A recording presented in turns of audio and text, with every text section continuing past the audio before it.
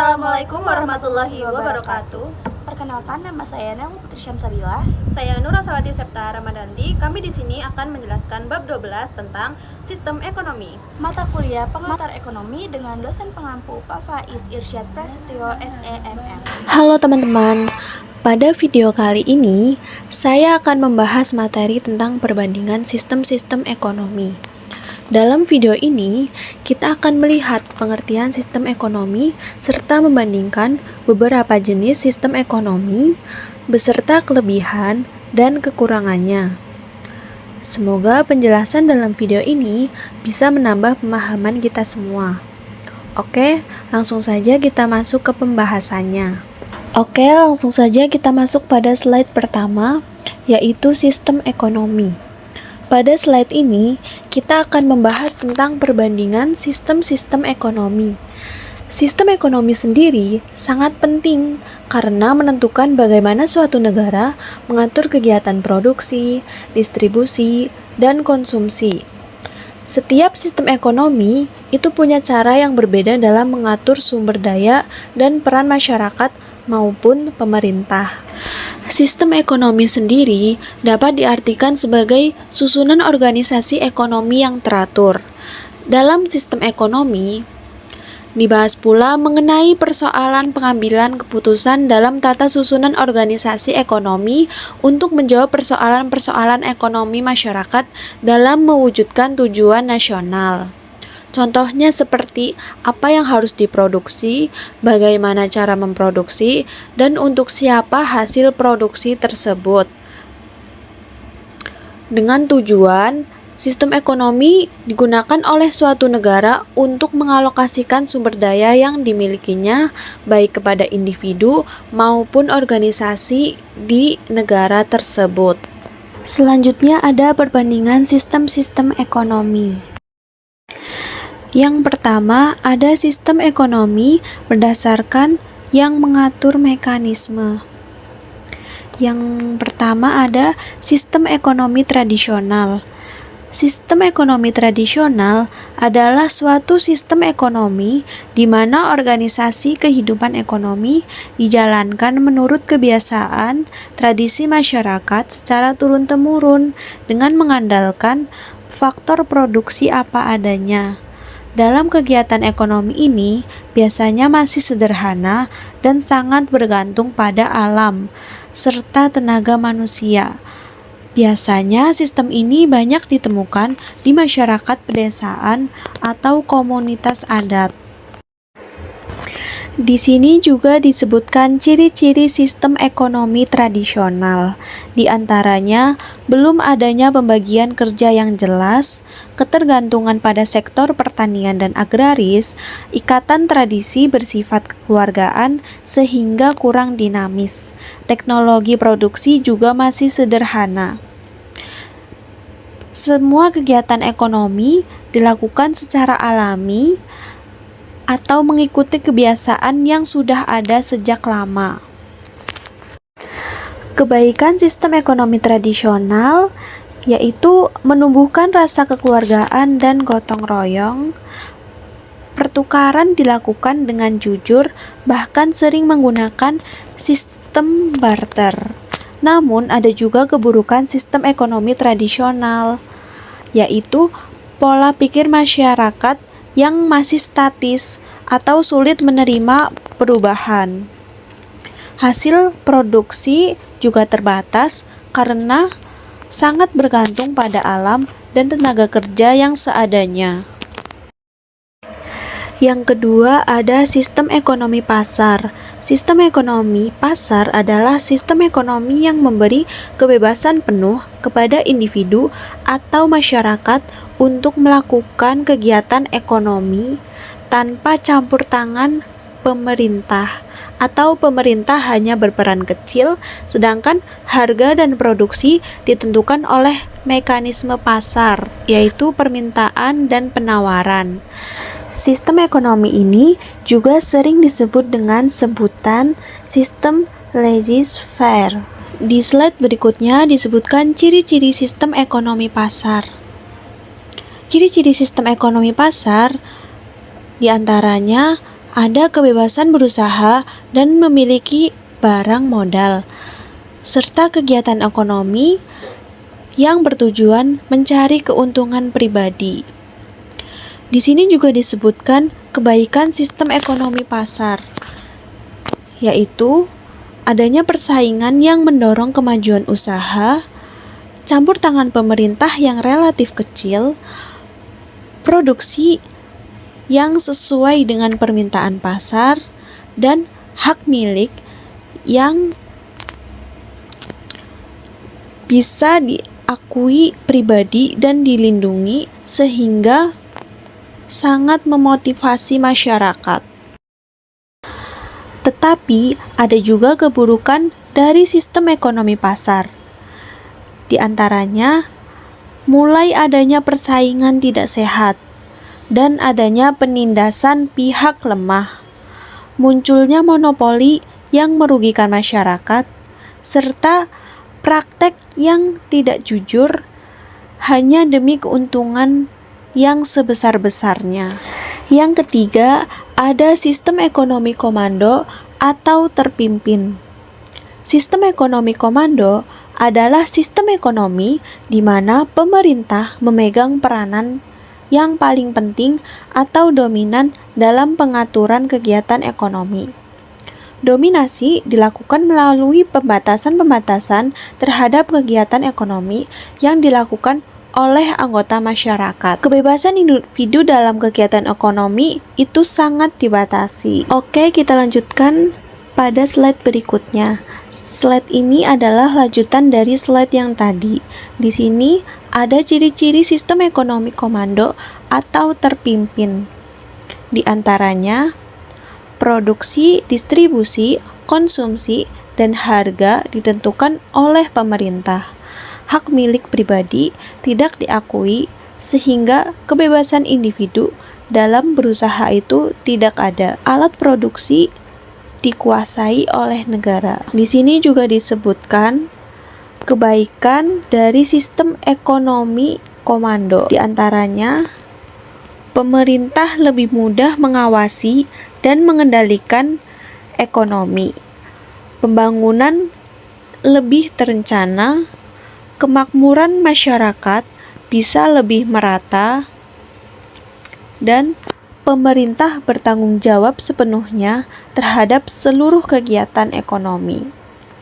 Namun ada juga keburukan sistem ekonomi terpusat, di antaranya kreativitas dan inisiatif masyarakat yang terhambat. Munculnya pasar gelap akibat aturan yang terlalu ketat dari pemerintah.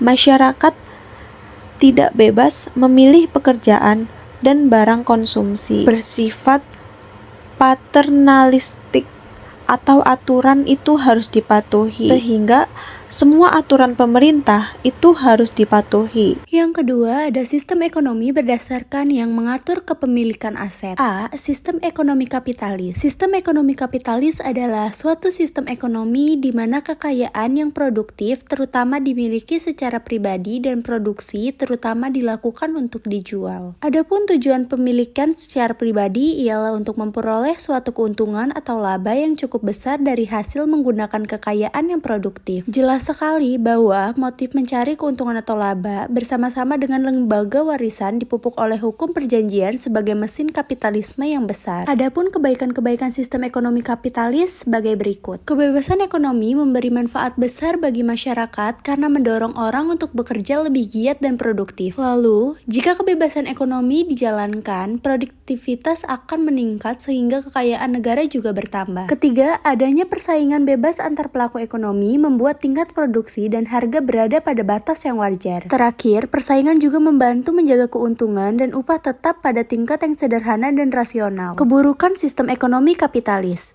Yang pertama, ada kompetisi yang bebas dan tidak terbatas mengakibatkan buruknya kondisi masyarakat jika mengganggu kapasitas kerja dan sistem ekonomi. Yang kedua, jika kekayaan hanya dikuasai oleh segolongan kecil perorangan, mereka akan mengorbankan kepentingan utama masyarakat demi memenuhi kepentingan individu. Yang ketiga, nilai-nilai moral yang baik seperti persaudaraan, kerjasama, saling tolong-menolong, kasih sayang, dan kemurahan hati menjadi tidak berharga dan tidak dipedulikan lagi dalam masyarakat. Terakhir, perbedaan yang jelas antara hak-hak majikan dan pekerja akan mengakibatkan masyarakat terbagi menjadi dua kelompok yang bersaing. Lalu ada ciri-ciri sistem ekonomi kapitalis. Yang pertama, hak milik pribadi diakui. Dalam sistem ekonomi kapitalis, alat-alat produksi atau sumber daya ekonomi seperti sumber daya alam, modal, dan tenaga kerja dimiliki oleh individu dan lembaga-lembaga swasta. Kedua, kebebasan berusaha dan memilih pekerjaan. Maksud kebebasan berusaha dalam sistem ekonomi kapitalis adalah kegiatan produksi dapat dengan bebas dilakukan oleh siapa saja yang mempunyai inisiatif. Sedangkan maksud kebebasan memilih dalam sistem ekonomi kapitalis adalah menyangkut kedaulatan konsumen dan kebebasan pengusaha dalam memperoleh sumber daya ekonomi untuk memproduksi suatu produk yang dipilihnya sendiri agar dapat dijual dengan tujuan mencari keuntungan yang maksimum. Kebebasan memilih juga mencakup kebebasan pekerja untuk memilih setiap jenis pekerjaan yang dikehendakinya. Yang ketiga ada produksi dilakukan untuk dijual dan memperoleh laba. Yang keempat, motif kepentingan diri sendiri.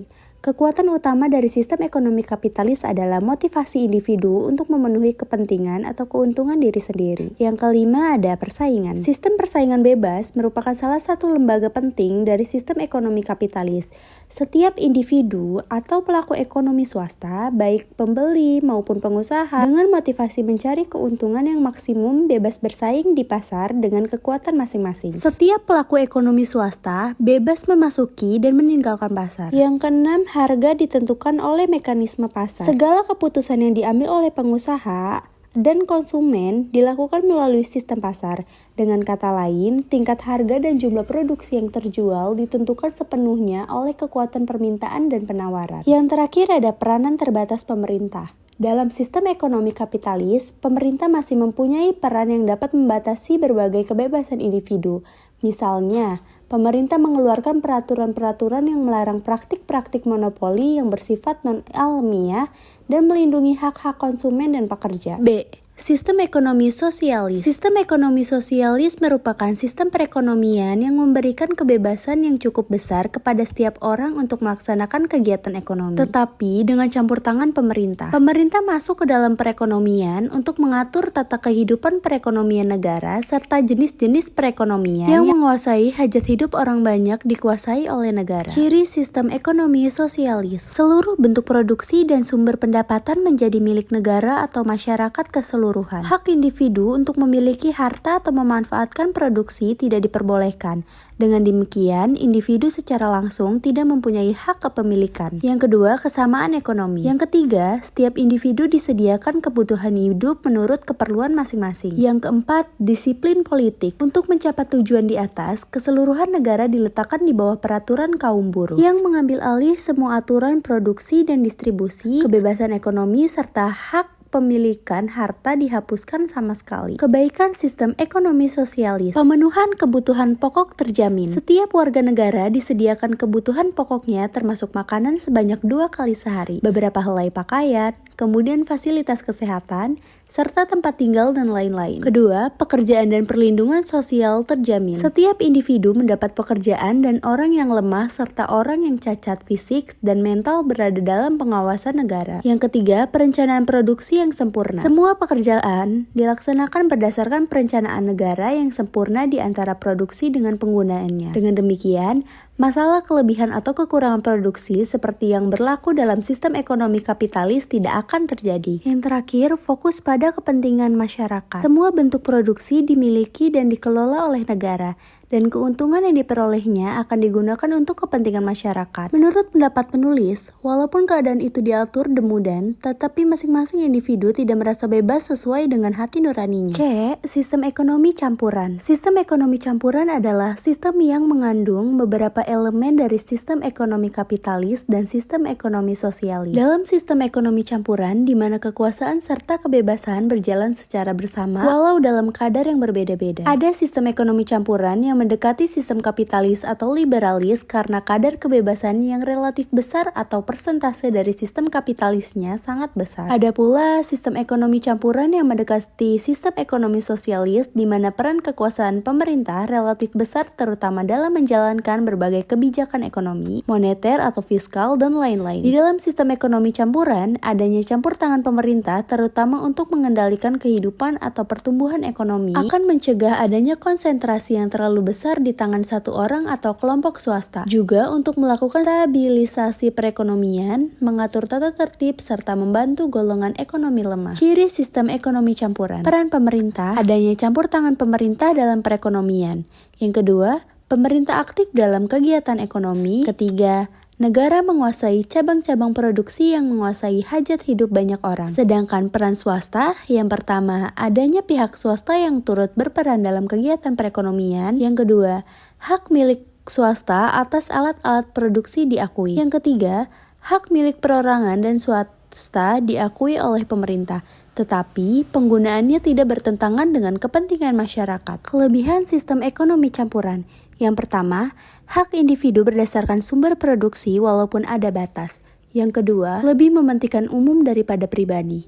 Yang ketiga, sektor ekonomi yang dikuasai pemerintah lebih diarahkan untuk kepentingan masyarakat. Yang keempat, kegiatan ekonomi yang dilakukan oleh pemerintah dengan swasta cenderung menguntungkan semua pihak. Sedangkan kekurangan sistem ekonomi campuran, yang pertama, peranan pemerintah lebih berat dibandingkan dengan swasta.